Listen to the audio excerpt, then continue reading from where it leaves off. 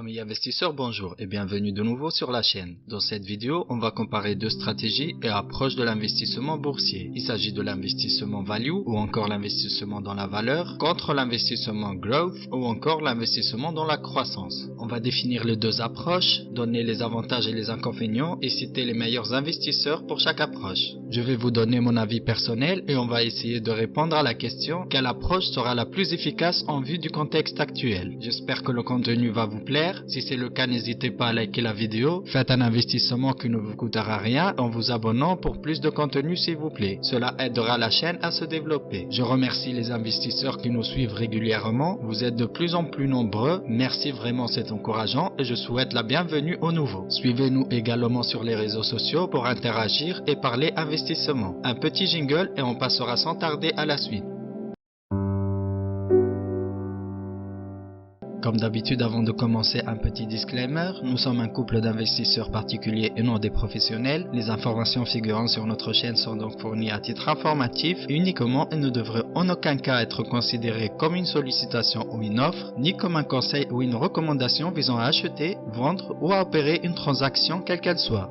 Pour commencer, on va définir tout simplement qu'est-ce qu'une action de croissance. Les actions de croissance sont des entreprises qui sont considérées comme ayant le potentiel de surperformer l'ensemble du marché au fil du temps en raison de leur potentiel futur. Il peut s'agir d'une nouvelle niche ou invention, quelque chose de nouveau qui a du potentiel ou tout simplement un business model solide et porteur qui laisse présager une forte croissance et par conséquent une forte hausse des revenus des sociétés. Par exemple, Tesla, les sociétés des énergies renouvelables, les sociétés de la tech, le télétravail, etc. En ce qui concerne les actions de valeur ou value, ce sont des actions d'une entreprise qui semble se négocier à un prix inférieur par rapport à ses fondamentaux, tels que les bénéfices ou les ventes, les actifs ou encore les dividendes qu'elle verse, ce qui la rend attrayante pour les investisseurs dans la valeur. Les investisseurs dans les actions de valeur tentent de tirer parti des erreurs ou encore inefficacité du marché car les prix des actions sous-jacentes peuvent ne pas correspondre des fois à la performance de l'entreprise. Les caractéristiques communes des actions de valeur comprennent un rendement de dividendes élevé, un faible ratio cours sur valeur comptable ou encore un faible ratio cours sur bénéfice ou PE. Au cours de la dernière décennie, les actions de valeur ont sous-performé par rapport aux actions de croissance. Cependant, plusieurs signes indiquent que cette récession à long terme touche à sa fin. Regardons ensemble l'indice Nasdaq 100 qui regroupe les 100 plus grandes entreprises non financières cotées au Nasdaq et qui sont des actions de croissance telles que Apple, Microsoft, Amazon, Facebook et encore Google, etc. Et comparons-le avec l'indice Dow Jones Industrial Average qui est le plus ancien indice des bourses de New York et le plus vieil indice boursier au monde et qui regroupe en majorité des entreprises industrielles comme McDonald's, Coca-Cola, Johnson & Johnson, Goldman Sachs ou encore Chevron. Ce sont toutes des actions value. En faisant la comparaison, on remarque que le Nasdaq 100 et donc les entreprises de croissance ont surclassé les entreprises de valeur. En effet, depuis 2010 et jusqu'à dernièrement, l'indice Nasdaq 100 a surperformé le Dow Jones de plus de 160%, ce qui est vraiment colossal. Cependant, on voit que la tendance est dernièrement à l'équilibre. On voit même un rebond des actions value ou un début de retournement de tendance. L'investissement axé sur la valeur a connu des jours meilleurs. Les rendements attrayants des actions de croissance, particulièrement concentrés dans le secteur de la technologie, sont beaucoup plus attrayants pour les investisseurs institutionnels, mais aussi pour les investisseurs particuliers. Certes, il est plus tendance et plus à la mode de dire que je possède des actions Tesla ou Amazon que de dire que je possède des actions McDonald's ou Coca-Cola. Jetons maintenant un coup d'œil aux données de l'ETF de croissance Russell 1000 de Vanguard qui a enregistré un rendement moyen de 16,36% sur une période de 10 ans. Tandis que l'ETF de valeur Russell 1000 a généré un rendement de 10,32% pour les investisseurs au cours de la même période. Bien que les rendements de 10,32% soient inférieurs à la moyenne actuelle de 13,6% sur 10 ans du S&P 500, il est clair que les actions de valeur sont loin d'être une chose du passé. En fait, ce niveau de performance est encourageant, étant donné que les conditions du marché ont été défavorables aux actions de valeur au cours de la dernière décennie. Les taux d'intérêt bas ont un effet négatif sur les actions de valeur tout en apportant un effet positif sur les actions de croissance en même temps. Comment explique-t-on alors la surperformance des actions de croissance par rapport aux actions value?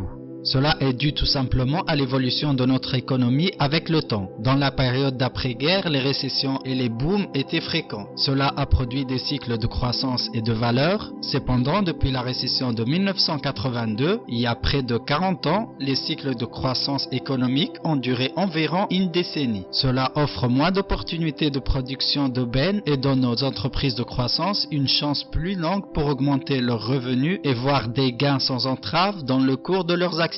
Les banques centrales contribuent à cette extension cyclique. À partir du krach boursier de 1987, ces dernières participent massivement quand il s'agit d'atténuer les récessions. L'effet sur les stratégies d'investissement devient alors mécanique. Prolonger l'enthousiasme des investisseurs pour les actions de croissance au détriment des actions de valeur traditionnelles. Le problème qu'on rencontre en tant qu'investisseur est qu'actuellement les actions de croissance sont très bien valorisées et sont chères à l'achat, tandis que les actions de valeur offrent des perspectives de croissance médiocres, voire moyennes, et sont également bien valorisées. Du coup, c'est quoi la meilleure approche d'investissement en vue du contexte actuel? Et les actions de valeur prendront-elles leur revanche par rapport aux actions de croissance dans les années à venir?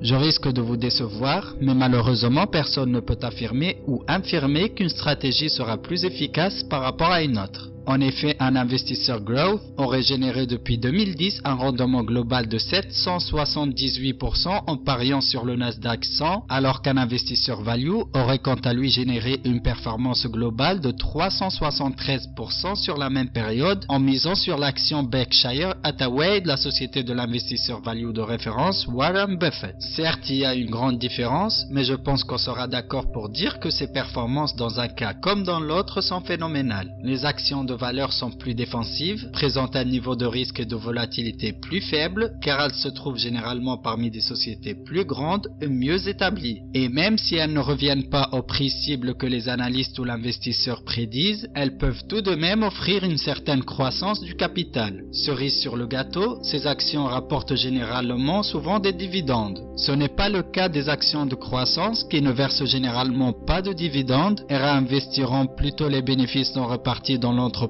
pour se développer, ce qui n'est pas plus mal si le développement est efficace parce qu'il va apporter le cours boursier de l'entreprise de plus en plus haut. La probabilité de perdre des actions de croissance pour les investisseurs peut également être plus grande, en particulier si l'entreprise est incapable de suivre les attentes de croissance. Par exemple, une entreprise avec un nouveau produit très vanté peut en effet voir son cours de l'action chuter si le produit est un raté. Les actions de croissance en général présentent le potentiel de rendement et de risque le plus élevé pour les investisseurs. Je dirais que la décision d'investir dans des actions de croissance par rapport à des actions de valeur ou l'inverse doit être vraiment un choix individuel, en prenant en compte l'horizon d'investissement, la tolérance au risque et vos objectifs d'investissement. Il convient de noter que sur des périodes plus courtes, la performance de la croissance ou de la valeur dépendra également en grande partie du moment du cycle dans lequel se trouve le marché. Pour être plus concret, par exemple, les actions de valeur ont tendance à surperformer pendant le marché baissier et les récessions économiques, tandis que les actions de croissance ont tendance à exceller pendant les marchés haussiers ou les périodes d'expansion économique. Pour conclure les amis, je vais donner un avis personnel. On n'est pas vraiment obligé de choisir une stratégie growth ou value exclusivement. On peut combiner le meilleur des deux stratégies.